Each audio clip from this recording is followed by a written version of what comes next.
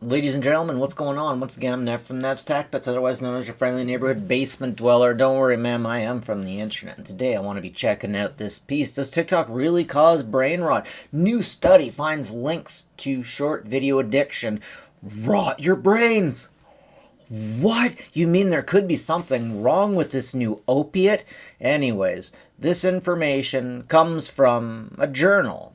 A medical, scientific journal. I'll leave the link in the description. And what it is getting at is recent research is published in Neuroimage has shed light on how compulsive use of short video platforms such as TikTok might affect the brain. The study found the individuals with higher levels of short video addiction displayed increased brain activities in regions linked to emotional regulation and reward processing. Moreover, these users showed structural differences in areas such as orbital, frontal cortex, and cerebellum.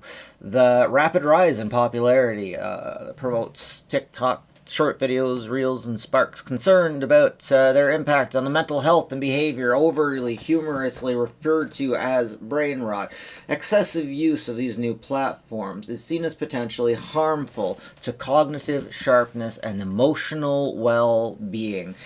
Man, I'm going to tell you right out, TikTok made my ex want to kick me out of the house, and in a very dangerous manner, dangerous for my children, tried to make me want to off myself. She even gave me the dollar amount that Trudeau's government would give her had I offed myself. And she got a lot of that information from TikTok. The exact dollar amount she managed to get from a friend, like a sister friend who man, it's funny. This is funny. This sister friend, she lived at my ex-wife's house after my ex-wife was there. And one day she was dating the younger brother downstairs. And the next day she was dating the older brother upstairs, living in the same house, staying with the younger brother, sleeping in the young brother's room, and then the next night she was sleeping in the older brother's room. There was a big fight about this, and their dad was saying that I'll call the cops if you give it problems about this. But at the same time, wow. Anyways, that woman would later, she would have a man she had a kid with kill himself. And yeah, it's behaviors like this. It's real redneck rampage stuff that TikTok really messes with. And yeah. Oh wow, a lot of this is hitting it right on the head, what I was dealing with at the end.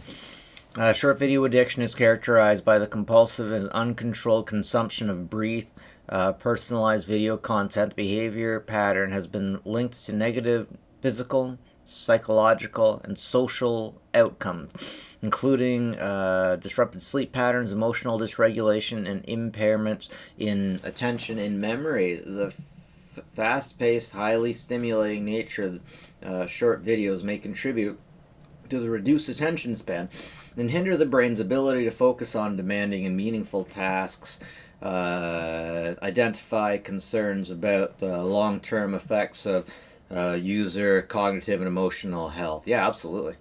So for folks of you that out there that don't know, tech folks are comparing TikTok to a very poor version of drugs, crack.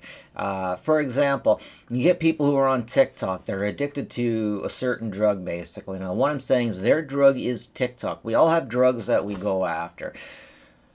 There are some more nuanced than others. There are a lot more nuanced than others. But TikTok is like, it's like crack. It's like a low. It's like whoever wanted to become a crackhead. Like you could find nuance and stuff, and people who want to get into cocaine and heroin. These things will also destroy you. Holy crap! Oh man, there's more nuance in that stuff. Crack just kills you. TikTok's a lot like that. Now, one thing I want you guys to know is, like, I was born in front of a television. I always had a television on. And I have a difficult time going back and watching the shows from back in the day because they pinged your emotions so slowly. The payoff was at in the middle, or at the end. There's almost no reason to watch a lot of these days. But man, if you take a TikTok video with how quick it pings you, it's just amazing how quickly the story moves, how many plot twists there are, how many everything. It's amazing. So here's the thing. Can we go from that swipe, swipe, swipe universe to going back into the real universe? Yeah, most of us can. How many of us can't? If it's more than 10% of us, we need to do something about it, legitimately. Because the people finding that they have mental health issues on TikTok are leaning on the system for help. And right now, the system's all deny, defend, depose, right? Okay, so this next paragraph legitimately makes it seem like TikTok is just the next step in human evolution. I can kind of understand that because stories get faster, they get better, right? The pacing, like we said, gets faster and faster. The researchers observed structural and functional differences in the brains of individuals with higher level of short video addiction. Structurally, these individuals exhibited increased gray matter volume. Okay, that's interesting because I thought gray matter was like saying wrinkle on your brain. You didn't actually have more. Wait, how are they seeing how much? I hope they're not killing people by, or operating on dead people by exploring this stuff. Anyways, involved rewards process in the areas involving reward processing, decision making, and emotional regulation. This increased the volume of the area, suggesting heightened sensitivity to the rewards provided by synchronized short video content, potentially reinforcing compulsive viewing behavior. Yeah, my ex told me it wasn't her responsibility to feed the children. Legitimately. Meanwhile, she didn't want me there feeding the children. She wanted to do it all herself. And then she tried to push me out of the house. But you weren't going to push me out of the house when you weren't taking care of the kids. But of course, she went on TikTok and everyone believed her. She went on Reddit and everyone believed her. But maybe that's another problem altogether. Study also highlighted the role of dispositional envy as a psychological factor need for... Really? A study also highlighted the role of disproportional envy as a psychological factor linked to short video addiction. Envious people are addicted to social media. My ex was... She thought that,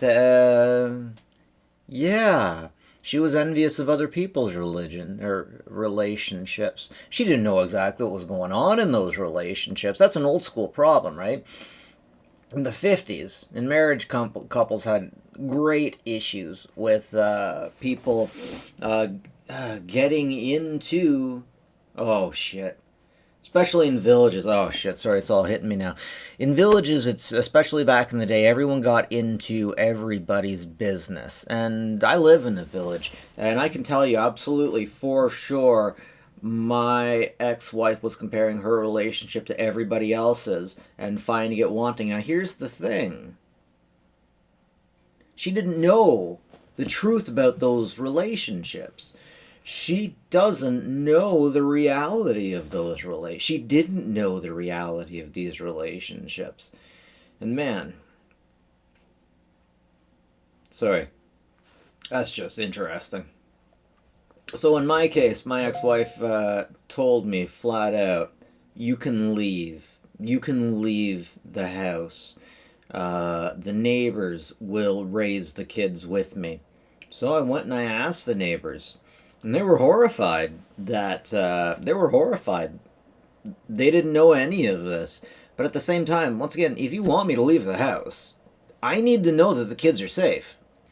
So I'm noticing a lot of women post-Me Too movement that would say, I was just a girl, I was just a kid, this individual took advantage of me, I was only 22 years old. So it kind of frustrates me when I hear stuff like that. Because 22 years old, you're young. You're not a child. You're absolutely not a child. And if you're on TikTok saying you are a child, then maybe we need to change the laws of consent to being that if you're 22, then if you're upset about older men, then let's start changing laws so that 22-year-olds can't have sexy time with 32-year-olds, like we have with, like, in some places with 16-year-olds and 25-year-olds. They couldn't. But a 16-year-old and an 18-year-old could, like a Romeo and Juliet type of law, okay? So now imagine that we put the burden of responsibility, of personal responsibility, on these young women that would later go on to say, I was just this age. So number one, why isn't it that women that age don't go out and say, okay, girls, you cannot have sexy time with men this much older than you. You never see them. They never catch each other on that. But one thing we'll absolutely never see is women telling... Could you imagine if women told women not to use TikTok until they were 26 and their cerebellums were fully developed? Could you imagine any woman telling their child not to use TikTok until their cerebellum got bigger? Could you imagine the same women that hold older men responsible, or any man responsible, for things that they did when they were younger but older than the age of 18? Could you imagine these same women who guilt-trip these men and all men for what has happened in some cases? These women going out and petitioning that other women not be able to use TikTok until their cerebellums are totally... Going out and telling their kids, look, I screwed up, and since I screwed up, you can't have sexy time or make these decisions, and also, you can't use TikTok. Like, seriously, there are a lot of really bad ideas being thrown around on TikTok. The reason why the progressive movement is as progressive and as horrible as it is mostly because of TikTok and X, but mostly TikTok. Anyways, ladies and gentlemen, that's about it for me now from Nest Tech. But like and subscribe if you like this stuff. Always appreciated. As always, folks, take care of each other, will you?